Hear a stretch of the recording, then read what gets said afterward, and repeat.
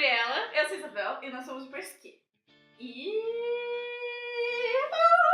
A gente já falou de séries. Se você não viu, clica aqui. A gente já falou de filmes. Isso? Filmes. E agora a gente vai falar de livros. Dessa vez vão ser livros que mudaram a nossa vida, porque a gente meio que gosta de ler um pouco. Um pouquinho, assim. E a nossa amizade é baseada nisso.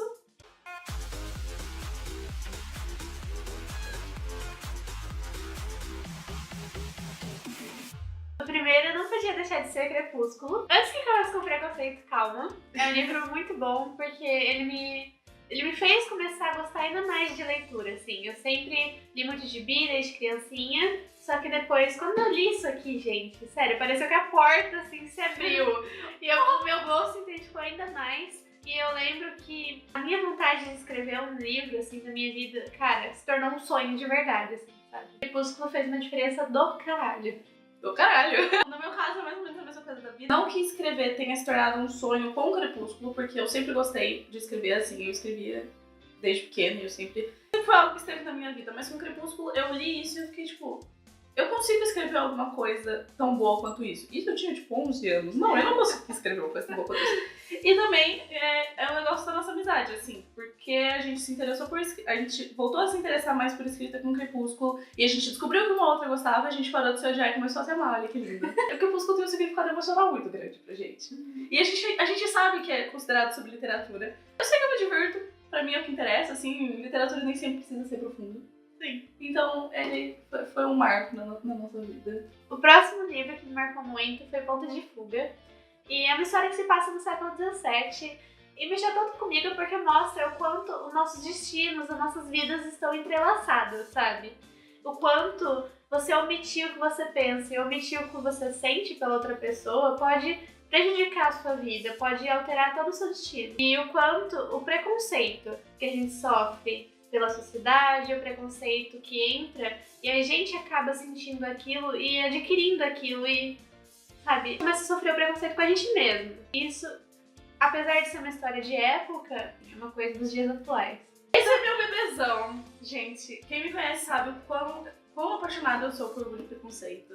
Os meus motivos, na verdade, eles não são tão, tipo, a história mudou a minha vida, mas mais porque esses livros marcaram épocas da minha vida. Não só Orgulho e Preconceito marcou o começo de uma nova fase na minha vida, porque 2012 foi um ano assim. Eu, como eu me conheço hoje, começou a ser construída, a se formar realmente em 2012. E Orgulho e Preconceito marcou muito isso. E aí eu fui procurar o livro e eu li o livro assim numa tacada só. E aí eu descobri a minha autora favorita.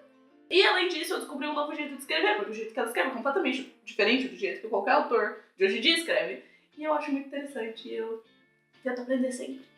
E a história é linda! É mesmo. A Isabel romântica, ler Jane Austen, acho muito lindo. Romance sempre mexeu muito comigo, isso desde criança. Desde filme, desde desenho, desde livro, de série, tudo. Eu sempre me identifico muito com os protagonistas, com o casalzinho ali. É sempre amor, gente. É sempre amor. Ah, que lindo, gente. Esse livro é Bela Desastre, eu não tô com o livro aqui. Infelizmente, eu deixei na cidade que eu faço faculdade. Mas a capinha tá aqui, ó, tá aqui, no lugar. Quando eu conheci essa história, eu me apaixonei desde o começo. Isso aos 3 anos atrás. Eu me identificava muito com o relacionamento que eu estava e com o casal, sabe? Apesar da história ser linda, não sei o que, tinha muitos defeitos, sabe? Tinha muitas coisas que eu não concordava. E eu comecei a tomar isso pra mim e aplicar isso na minha vida, sabe? Eu vi os defeitos e eu comecei a corrigir isso no meu próprio relacionamento.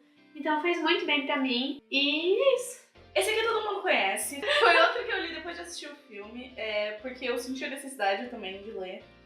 Tanto que eu tenho a versão com os atores do filme. E ela me prestou. Eu tenho um pouco de dificuldade de me identificar com personagens, mas quando eu vi o filme, eu fiquei tipo... socorro, sabe? Os 3 personagens principais falaram com a minha alma. E aí eu senti que eu precisava ler o livro, porque sempre tem coisa no livro que falta pôr no filme. Esse livro me disse o que eu precisava ouvir numa época difícil, foi mais ou menos a mesma época de Orgulho e Preconceito. Eu precisava ouvir aquilo, eu precisava ver... Porque a gente tem essa coisa, a gente vê personagens fictícios passando por alguma coisa e a gente aplica isso na nossa vida, porque eu acho que é uma melhor jeito de você ler uma história, né? Então foi basicamente isso, assim, o livro me ensinou lições valiosas e eu não tenho como fazer uma lista de livros que me marcaram sem citar esse livro, mesmo que ele seja muito clichê. Os personagens são Sabe, eles não são perfeitos. Eu odeio livro que tem personagem perfeito, assim, sabe? Tipo, ai, eles são... Foda-se, eu não quero um personagem perfeito. E todos eles são bem zoados. Então... E os atores são maravilhosos, tem mozão! Tipo ideal. Ezrinha, bota Ezrinha aqui, bota uma foto maravilhosa que eu vou te passar. Estragou o vídeo! Ridícula. A corrida de Scorpio me marcou de duas formas diferentes. A primeira foi como narrativa, porque ela fala do preconceito que a menina sofre por ser a primeira mulher entrando em uma corrida de cavalos d'água e sobre os traumas que a gente tem que enfrentar, os traumas da nossa infância, os traumas que vão surgindo na nossa vida e que a gente é obrigado a enfrentar e superar eles. A segunda foi o estilo da autora, na escrita da autora. Ela escreveu de um jeito tão diferente, tão natural, que me assustou.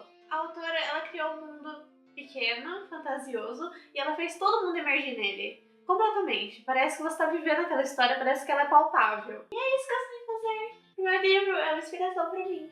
Que piada maravilhosa, eu adorei. Esse livro, gente. Esse livro. Ele quebrou alguns recordes, vamos começar daí. Esse livro foi o maior livro que eu já li. Foi o livro mais violento que eu já li. Que nem o Orgulho e Preconceito. Ele é meu outro livro favorito. Meus dois livros favoritos, qualquer pessoa que me conhece, eu falo deles o tempo todo. É Battle Royale e Orgulho e Preconceito. Não tem nada a ver com o outro. Eu fui ler ele, na verdade, porque viviam falando que Jogos Vorazes era uma cópia barata desse. E eu fiquei tipo, vamos descobrir. Desculpa, gente, é melhor que Jogos Vorazes. Não dá. Eu amo Jogos Vorazes, mas é melhor que Jogos Vorazes. Porque, além dele ter marcado uma época da minha vida, uma outra época que terminou e outra que começou, igual foi com Orgulho e Preconceito, o jeito que esse autor escreve, ele dá profundidade a todos os 42 personagens. Todos eles têm uma história, todos eles são... importam pra narrativa, sabe? Ele não só me mostrou outras formas de escrever, como... a história também me marcou um pouco, aquele negócio daquela análise de o que o ser humano pode chegar a fazer e blá blá. Mas, principalmente, ele marcou uma época da minha vida, que também não falar essas coisas, não. Mas coisas físicas me marcam épocas da minha vida. E especialmente livros. Então, se eu assisto um filme, se eu leio um livro, ou se eu descubro um jogo que marca uma época da minha vida, eu vou lembrar dele pra sempre, eu vou considerar ele pra sempre. E Battle Royale é um deles. E o livro é maravilhoso, gente. Vocês deviam ler. O tamanho assusta, mas é muito bom. É sério, é muito fácil de ler. Tipo, eu li isso aqui em um dia. É sério, gente. É que a gente tá acostumado, né? Não, sim, tudo bem, mas assim... vale muito a pena. Você quer pegar todos os personagens e colocar no colinho. Menos os que são filho da puta. Porque se é filho da puta, quer mais que se foda. O último é Brida, e eu não estou com ele também.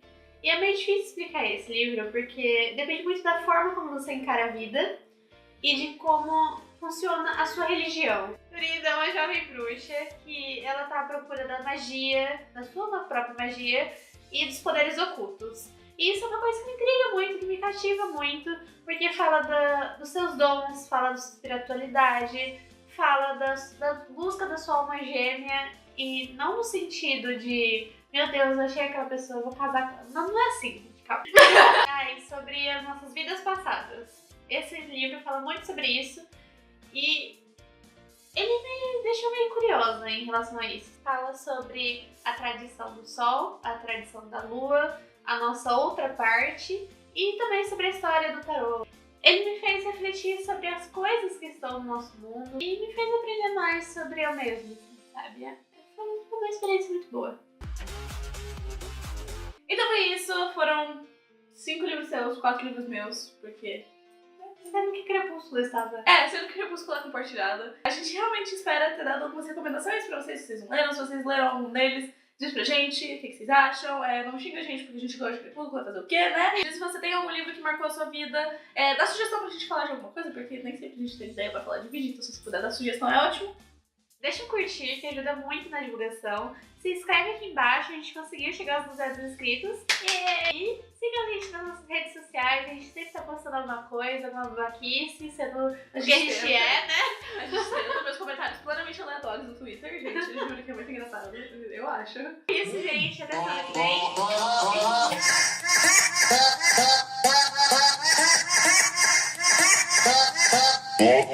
vem.